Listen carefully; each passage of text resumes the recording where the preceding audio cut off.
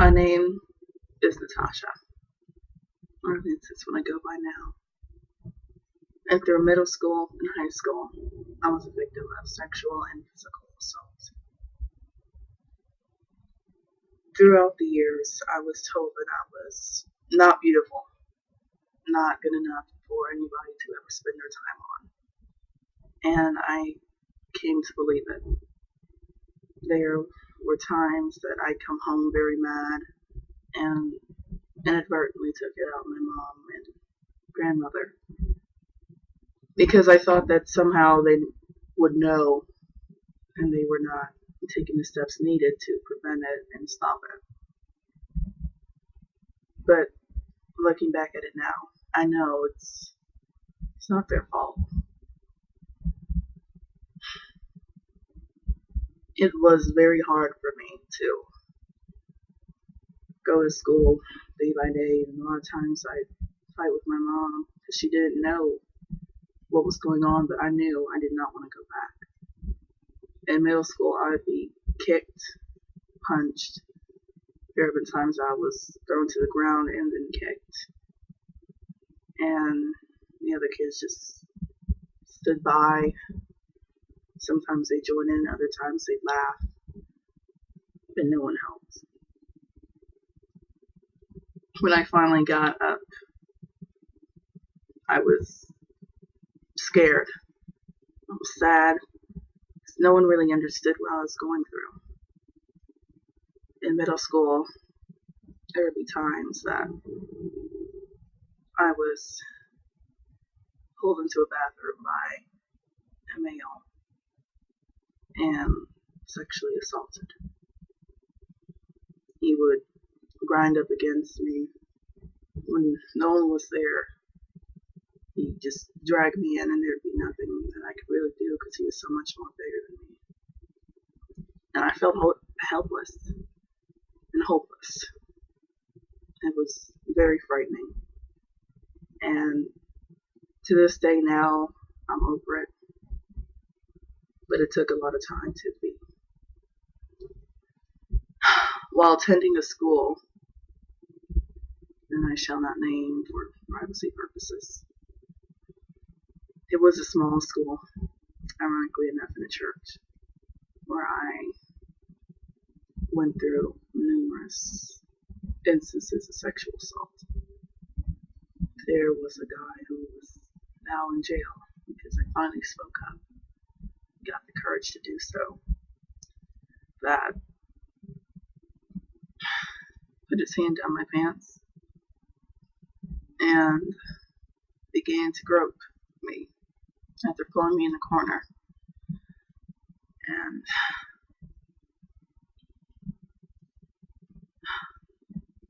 feel upon parts. All this going on during a math class. So, teacher's not very aware. And it hurt knowing that he was right there. I was there. I was like, hey, can you not do that? Can you stop? At the time, I was not really all that interested in the guy.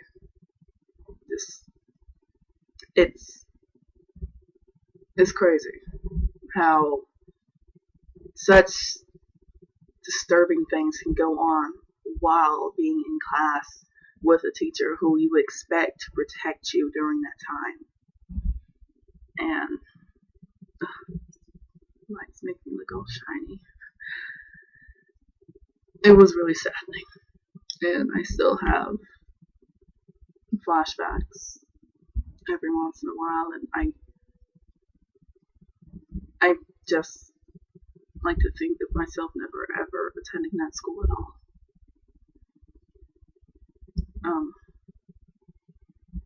I have been called every name in the book, ugly, and certain cuss words, just about all of them, ever since I began school. Being thrown down on the ground and kicked and having students laugh at you. And I feel like teachers saw but just did not take any proper intervention at all. I felt alone and I felt scared.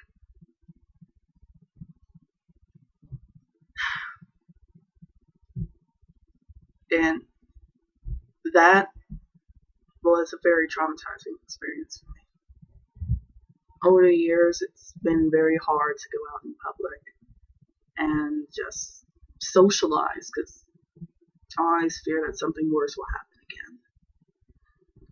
Coming from that school, I tried to befriend someone since, it's kind of an outcast, and he was as well. And he wanted to take the relationship that I just really want to be friends to and sexual one and a official one. So he began to stalk me. And every once in a while I do see something of him pop up. I changed my number, I made new Facebook accounts and new Skypes and emails. I don't know where he's getting his information from, but he always finds me, and it's bothersome.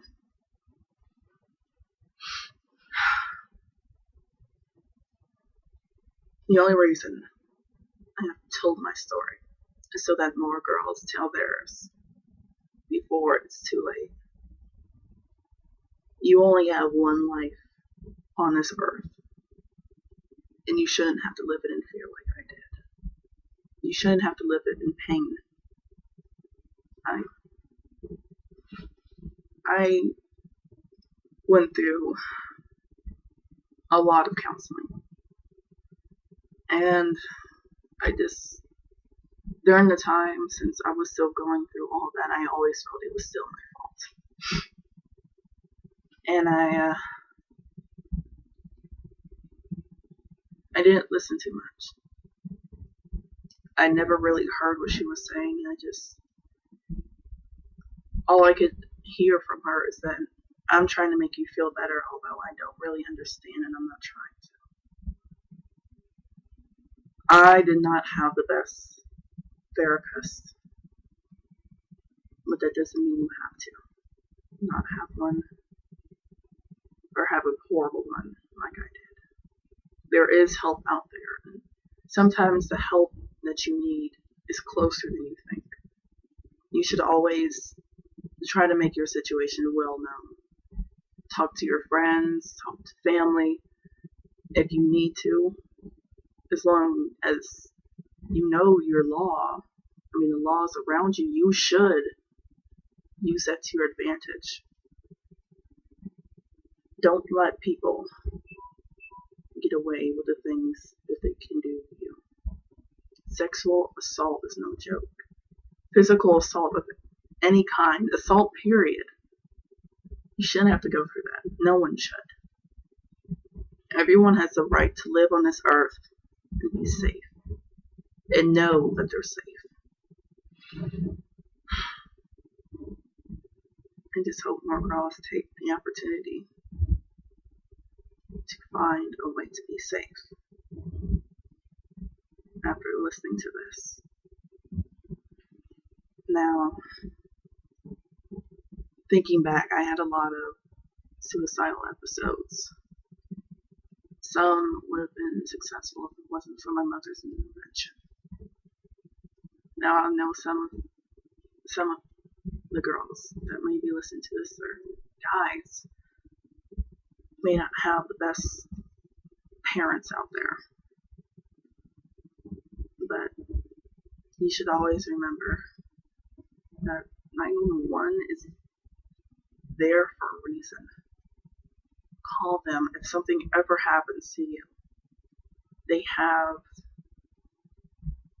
resources out there for you to use, and you have the right to be safe. No one in this world deserves to be put down and hurt. So it's always best to make sure that you're protected and you're safe. Because if you don't do it, no one else is going to do it for you. You are your best advocate. No matter what, you have the right to be safe and know that you are safe. Don't let yourself suffer in silence like I did. I still have times where I have flashbacks of going through all that. Like I said, it's tough knowing that somebody who hurt you throw me out there.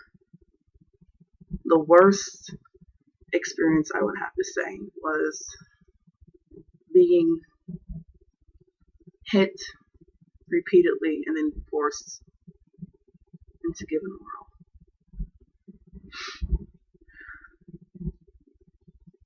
I know that bastard's out there somewhere, and there's not a thing I could do about it because I didn't say anything. Within the statute of limitations, the time's out. The scars last forever. It has been really hard to ever think about getting in a relationship and actually trusting someone. Because I always have that fear that maybe it'll be round number 2. And I don't want that. I'm really actually scared of it being something that will happen.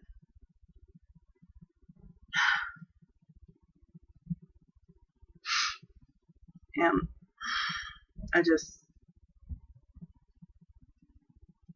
I know that there are a lot of other people out there dealing with the same thing I have. And if you are, this is your wake-up call. This is time for you to speak. Call the police, tell your mother, tell your father, tell your friends, tell anyone who can help you. Don't suffer in silence, and don't let that bastard who hurt you have another chance to do it again.